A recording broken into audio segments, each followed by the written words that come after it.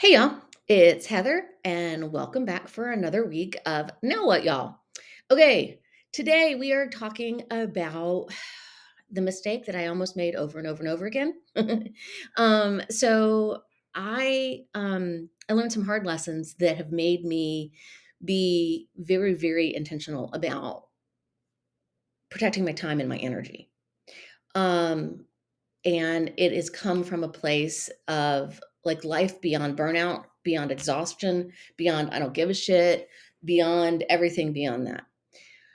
So, if I sat here and told you that a couple weeks ago I almost said yes to starting a brand new business, um, I hope you would have looked at me and said, "What the hell is wrong with you?"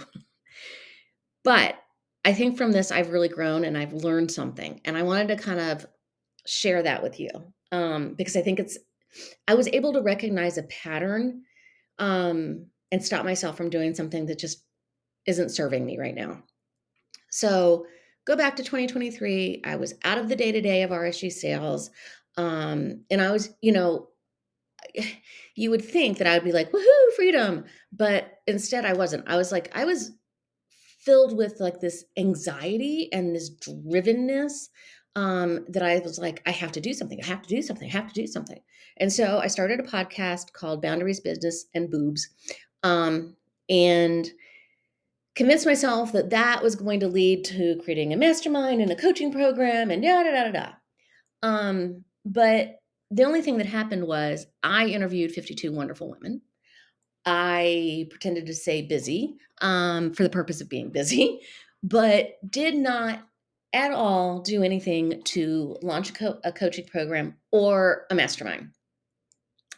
Fast, skip on over to 2024. It was one of the hardest years of my life. I had things with my parents, our house caught on fire. That year just was more challenging than I ever could have imagined. Um, and that was really there was something in me that I needed to talk about. And that's what led me to starting my Substack, and my newsletter. Now what, y'all? Same name, different venue. And it felt like different. It felt real. It felt like me. I was able to be, for me, creative. And it really fit. And that's actually what led to me writing, the Nurture Method. So I was thinking everything's good, right? Woohoo, I'm going. And then the shoulds came back. um, Somewhere I got in my head that, well, if I'm doing a newsletter and I'm writing a book, then I need to have a community. I need to have a mastermind. I need to have a big event. I need to do this. I need to do that. And I was falling into the trap of what every business coach says, which is you have to leverage your audience, you have to scale, you have to monetize. Entrepreneur friends have saying to me, it's like, great, so what's the purpose? What's your goal of the book? And I didn't want to say, oh, I don't have one. I do. And I'll tell you that at the end. Um, and this led to some conversations with a friend of mine.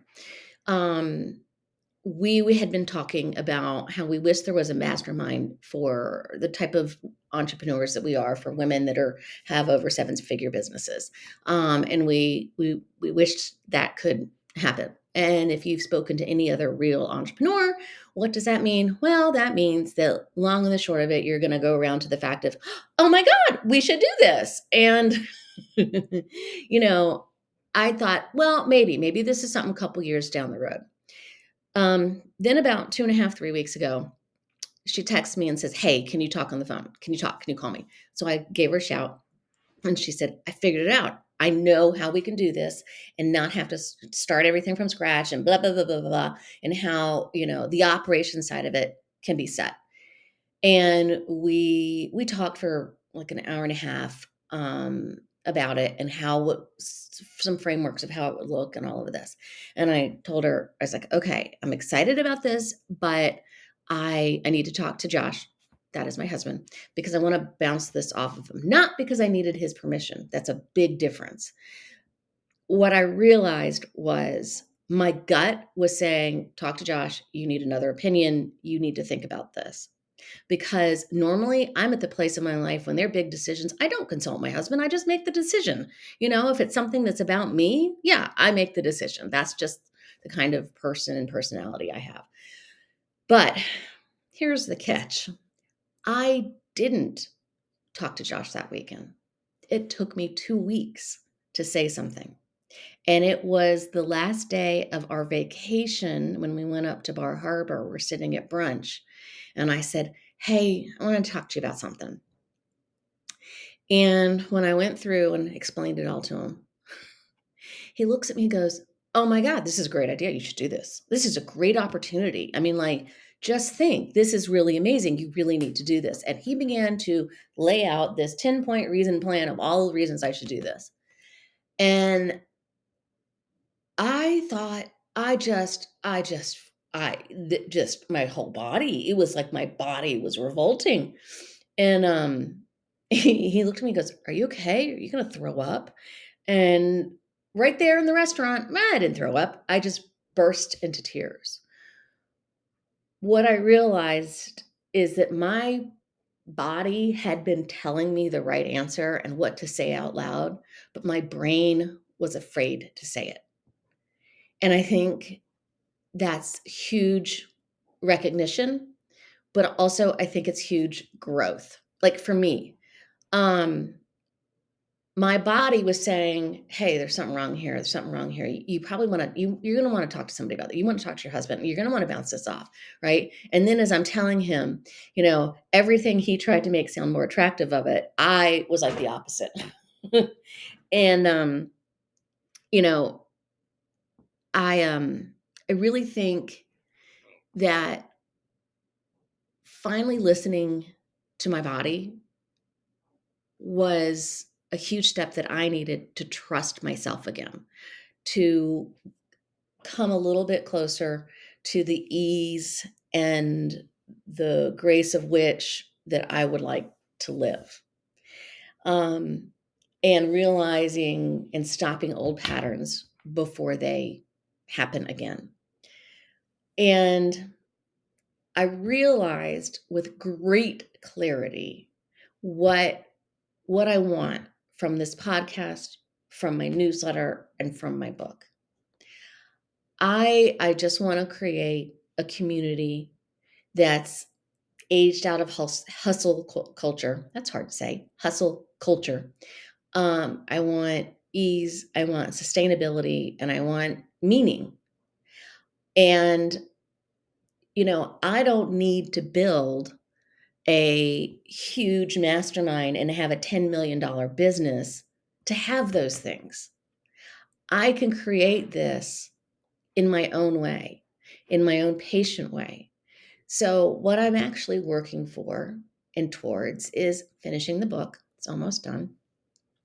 I'm going to continue to write the newsletter, and I'm going to continue to record this podcast because I am building a community, but one that's slow and intentional, and it's around ease and meaning, not urgency or scale. I want it to be a place where you feel welcomed and feel calm. And I don't want to do this. People, this isn't just women, but people who are in this stage of our lives who are ready just to slow it down a bit and to focus on the things that are really important to us. We don't want to go rush off to another mastermind. We don't want to go run around and get the latest course or have one-on-one coaching. I just want to talk to people like myself. And so that's what I'm going to continue to do within my Substack, within my newsletter, create a community. And in January, I'm going to be upgrading and offering some paid versions of the newsletter that will allow us to have the type of community that I want. One that doesn't have to be in person necessarily, that can be there when you need it, that can be personal, that can get to know one another. And I'll talk more about that later, so if you're interested. But I'm really proud of myself because I'm leaning into me for the first time in my life. I'm not worrying about what I should do, what other people think. I'm doing what's best for Heather. And I think that is pretty damn good. And I'm really proud of myself for that. So, if you have had any of those feelings, if you have a mistake you've made over and over and over again, and you don't know why, maybe this podcast will help you realize that slow down and listen to your body because you know the answer. And it's okay to admit it, even if it's one that scares the crap out of you. Okay, that's all. I hope you found this helpful, and come back next week and we'll talk about building ease and what that looks like in your life, or at least in my life, and then you can share with you. Bye.